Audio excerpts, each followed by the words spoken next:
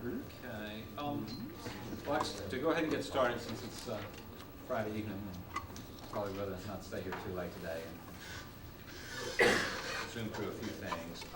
First, some administrative items. We'll take a break, and there's evaluation forms that will be passed out, and so you fill those out. I would appreciate it. Administration would appreciate it. Also, on readings, next week, of course, is next Tuesday night. Will be the 9th is the last class, and as we said, your group project paper will be turned in then, and then we'll make presentations. If you have any questions or are there any issues and sort of the final hurrah of putting your paper together or your presentation, feel free to email me, call me, whatever.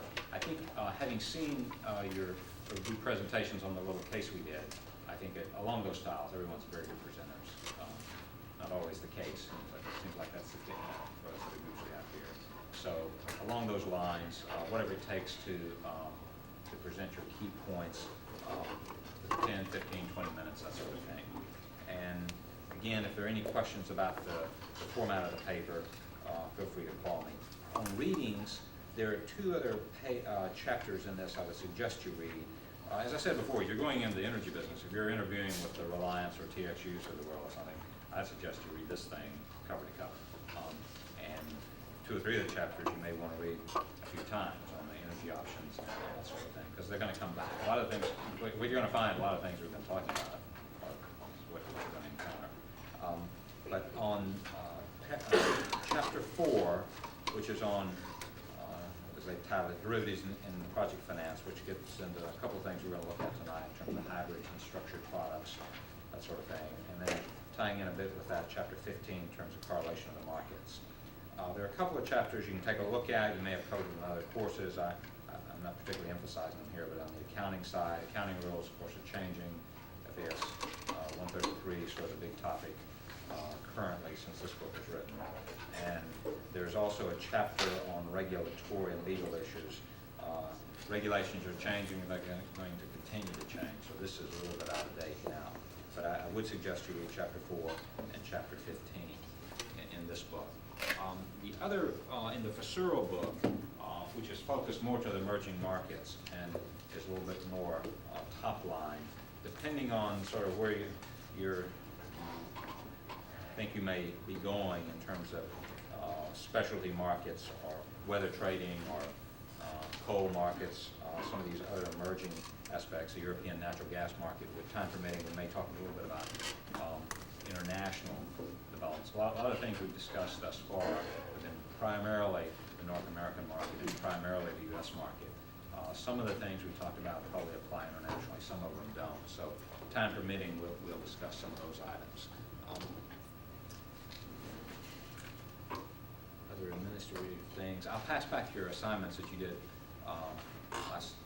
this week. I'll pass them back next week. I've begun remarking those. Everyone's a pretty good writer, so nice work on those. And again, that's sort of the style and degree of quality you want to have in the semester paper. Any other questions? Anything from an administrative standpoint? Final thing that we'll pass out next week. It's a take-home. Use whatever you'd like, any kind of resources, but do it yourself out as a group. And I will email you in terms of the final date. I think they've now posted what date I have to have the grades in by, so I'll set it the day before that. I have to have in hand all the finals. So, and if you can turn them in early, great. So, okay, any comments, questions? Okay. Well, tonight we're going to do a couple of things. One, to sort of finish out some of the discussion that Suman was going through at the end of the class, which sort of ran over last time in terms of options. And particularly to finish out the example, which I think we were at on swing options. So we're going to talk about those and some of the issues and some of the features of those. And then we're going to look at what I'll call structured products. I presume some of the positions you've interviewed for or some of the things that may have come up in interviews you look at companies is so-called structured products. Structuring and origination is a big area. Tends to be a highly compensated area amongst the utility names, as well as the trade house names, the in-laws and Dynegies and so on. So we're going to look at some examples within that. And to start out then with some discussion of the swing options, my colleague, Dr. Srinivasan, is going to go through some charts and some slides, which I'm sure you have up on swing options.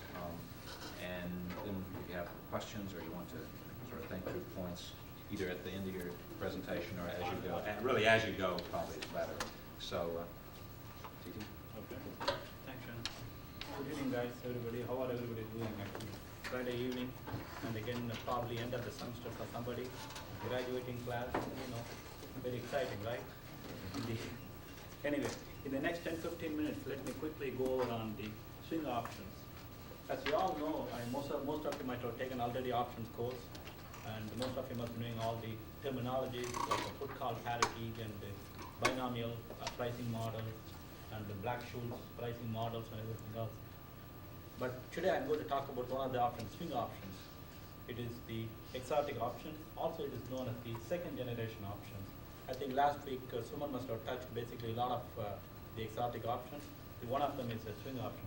So let's see what it is and how exactly it is used, especially in the commodity business, in the energy industry and the electricity, natural gas, other industries. It's extremely important, especially you guys are going to go in the energy industry, and some of you may go into the option flows, or maybe get into the quantitative side of the business. If you are going to the quantitative side of the business, it's really good to know exactly the derivations of the things and all.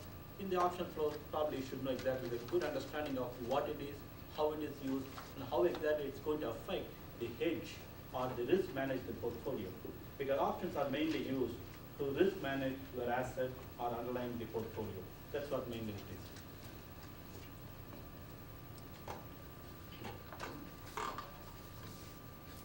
So with this said, what is a swing option? It gives an option holder a right to take a volume specified product. For example, when you take the other options like a Black-Scholes or binomial and all, there is no volume involved. So in the case of swing options, the underlying important aspect is the volumetric risk involved. That's what is taken into account. And the name implies a swing, so that means you can take some minimum quantity, and again you can have the maximum quantity. So there's a swing between the min and max. So the terminology came as a swing option. That's what it is. And again, defined time period that's involved as any other options, and a pre-agreed price. So both the supplier as well as the demand, both is going to take, they agree upon a specified price also involved in this option. And generally, they are considered exotic option, as I told you.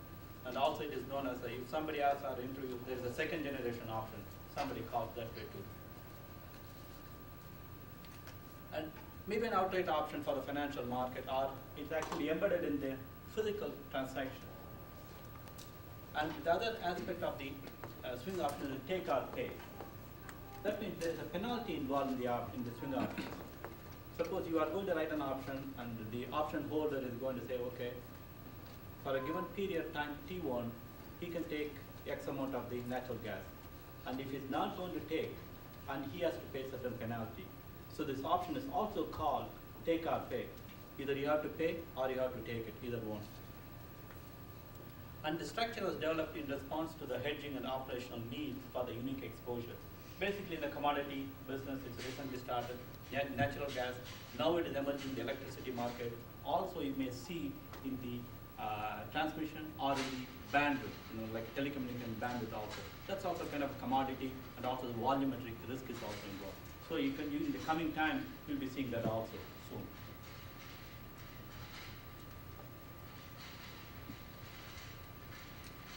As other options like American options, you can exercise anytime you want, right? Whereas the European options, you can exercise only at the expiry date. Here, in this case, the swing options, there's a multiple exercise are possible. That means, for example, in a month's time, you are given an option, you can take every week, you can have a different quantity, and you can all the way extend it, or you can say you don't have to exercise the option the first week, you can go to the month. So the multiple exercise options are available in this case.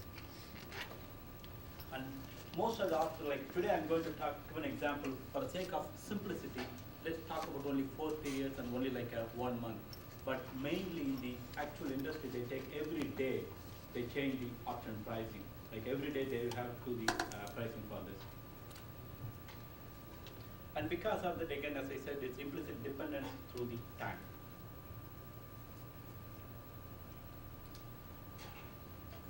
What are the applications? Mainly the price risk exposures that create a need for swing options. So let's take the natural gas in the winter times, either in the northeast or here. The weather is going to change.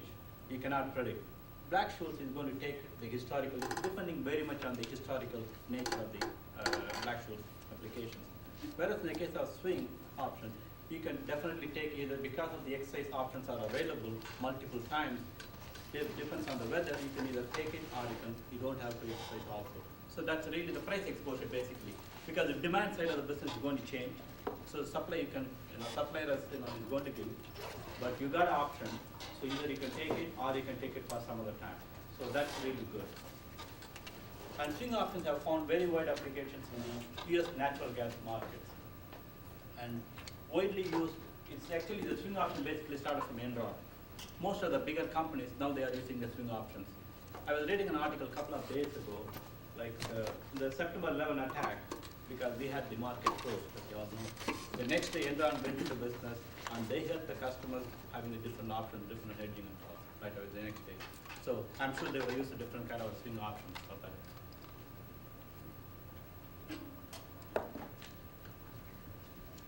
Given the market interest and the complexity of the options, there are a lot of research publications. You can see I have some publications, I'll give it to you later. And also you can go to the internet, you can find a lot of information, a lot of books, articles, white papers, everything is published.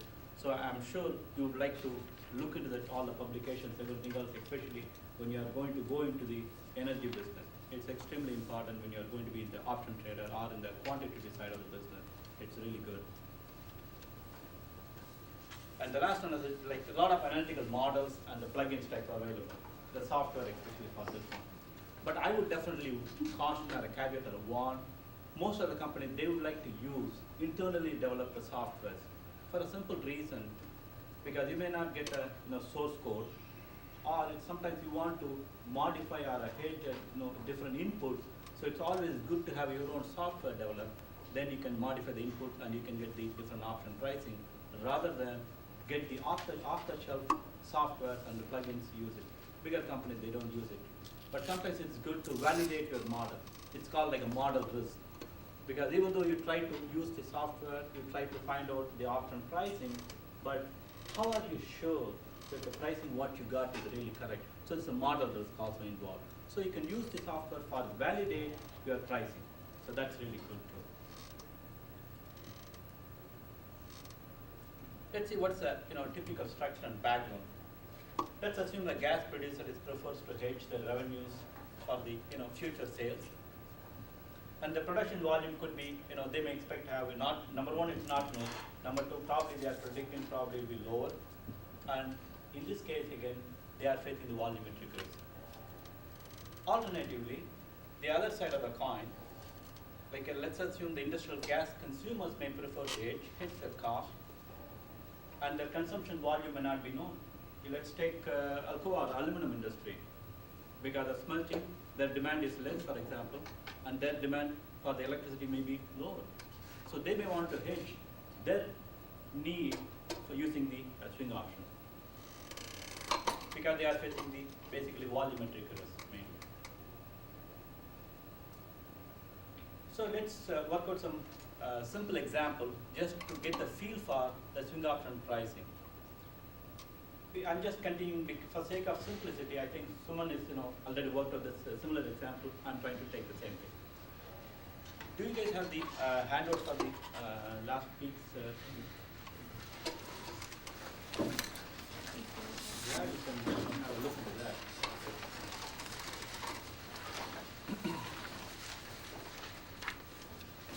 Because already given, I did not really in the actual, how to use the probability and the upper and the downside, and find out the different node, different pricing. I'm not given.